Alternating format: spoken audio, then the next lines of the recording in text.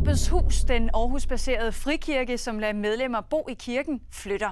Kirken blev sidste år kendt for at have huset den forsvundne drabsmand Christen Hedegaard. Han boede i kirken, inden han i foråret 2013 slog den 20-årige Louis Christensen fra Thisted ihjel. Har man oplysninger om Christen Hedegaard, så kan politiet kontaktes på telefonnummer 114. Hvad hedder du? Rune? Jeg hedder Rune. Prøv at høre, Peter. Efter en 14-15 slag med en tung genstand, så kommer han til at ligge som en grøntsag de næste par måneder. Ja, og så når familien får nok, så trækker de stikket. 4200 kroner i husleje. Det giver os 134 kroner til resten af måneden. Så jeg har ikke mere at give. Altså, jeg har givet alt, hvad jeg har. Ja, altså penge går ikke på træerne.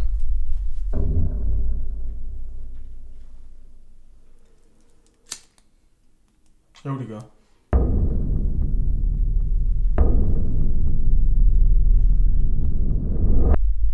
Vi kunne sælge weed.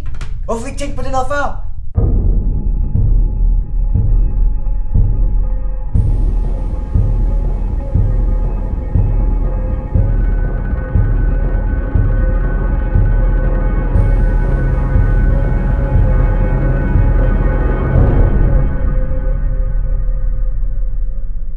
Det er fuldstændig ligesom i Halfbake. Nå, jamen, altså i Halfbake kommer de også ud for alle mulige problemer for at sælge weed, ikke? Det er jo bare en film. Fiktion. Vi kunne sælge til alle i hele Thisted.